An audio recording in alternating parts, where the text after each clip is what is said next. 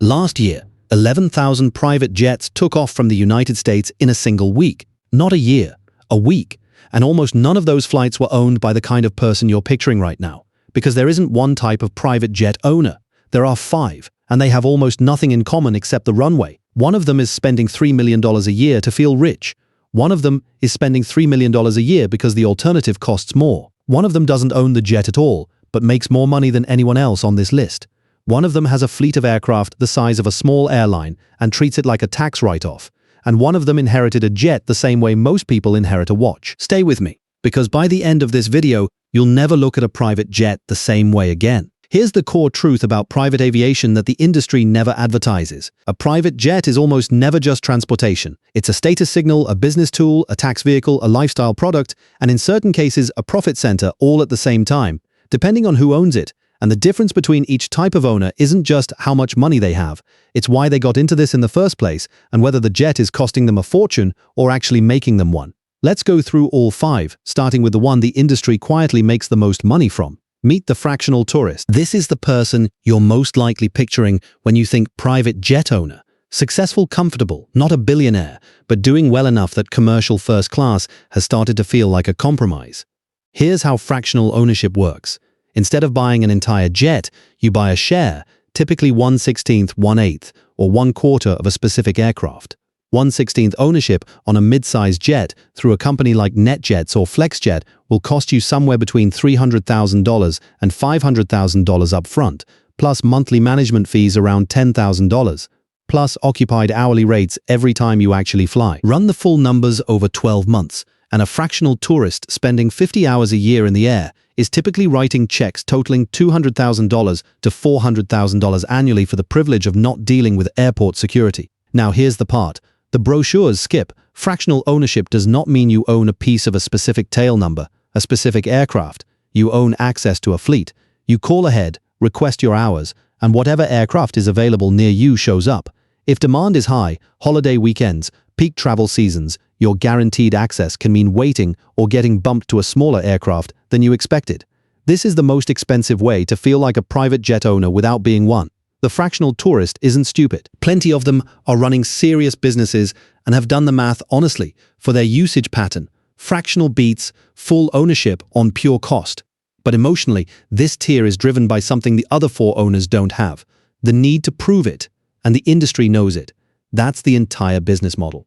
Now we step up to someone who owns the whole aircraft and deducted the entire purchase price from their corporate tax bill. The CEO flyer isn't buying a jet to feel successful. They're buying it because their time has a calculable dollar value, and commercial aviation is destroying it. Here's a real example. A CEO managing a company generating $50 million a year in revenue.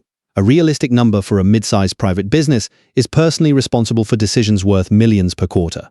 A missed connection in Dallas, a 4-hour delay in Chicago, an entire travel day lost to a flight reroute through 3 hubs. These aren't inconveniences. They're quantifiable losses.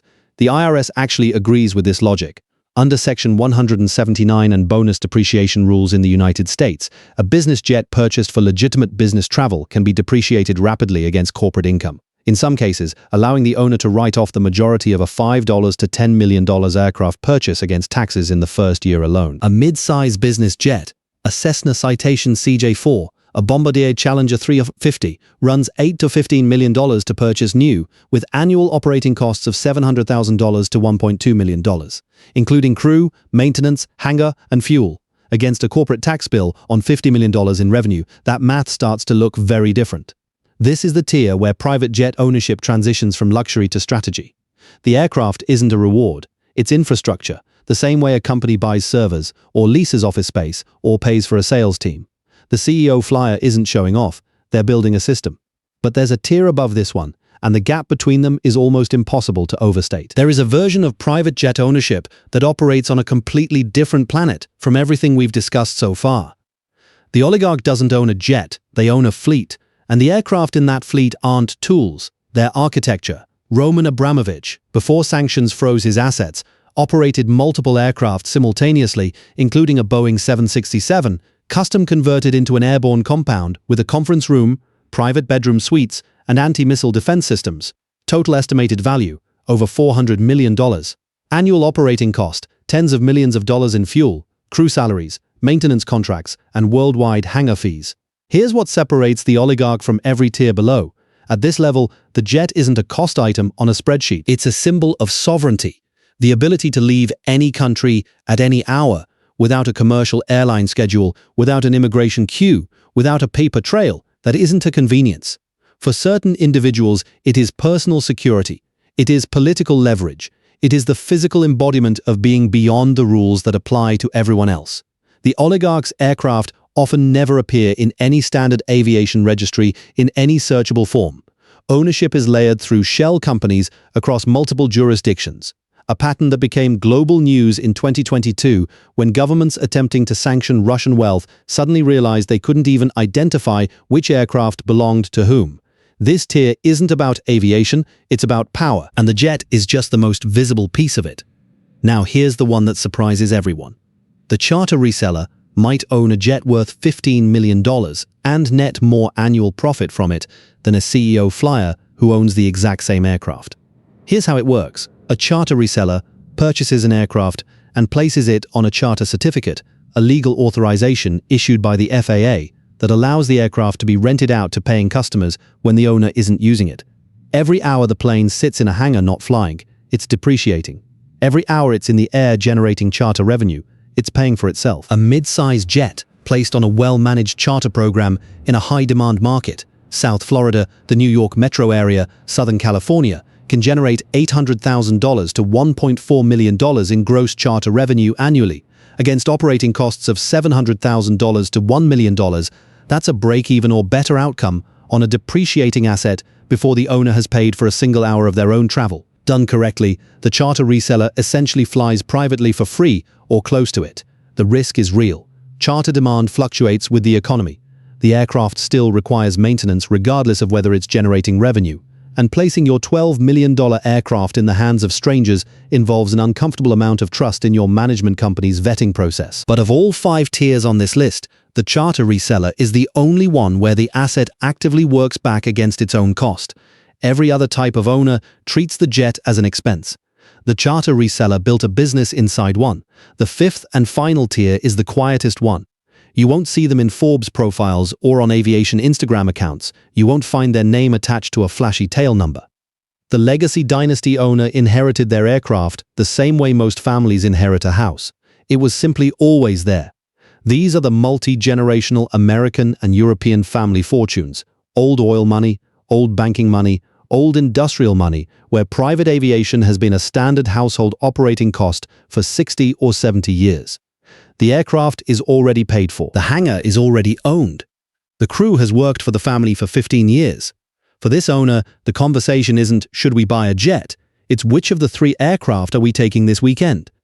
The cost is essentially invisible within the scale of the overall family balance sheet, and the usage pattern is personal, never corporate, never chartered. This tier represents the true ceiling of private aviation. Not because the aircraft are always the most expensive, but because the ownership is the most permanent. These jets aren't aspirational, they're simply part of how the family moves through the world. The same way you don't think twice about getting in your car. 5 types. 5 completely different relationships with the same aircraft. The fractional tourist, spending heavily to feel like an owner. Grade C+, high cost, low control. The CEO flyer, using the jet as a tax-efficient business tool. Grade B+, smart strategy, real upside. The oligarch, using the jet as a sovereignty vehicle. Grade A for power, impossible to enter. The charter reseller, the only owner making money from the asset. Grade A, highest financial return on the list. The legacy dynasty owner doesn't think about it at all. Grade A+, but you have to be born into it. 11,000 flights a week. 5 completely different reasons to be on one of them. So, which type would you want to be? The one who owns the jet outright, or the one who makes the jet pay for itself? Drop your answer in the comments and subscribe to Cold Doc Explain, because next time we're breaking down the next empire, one owner at a time.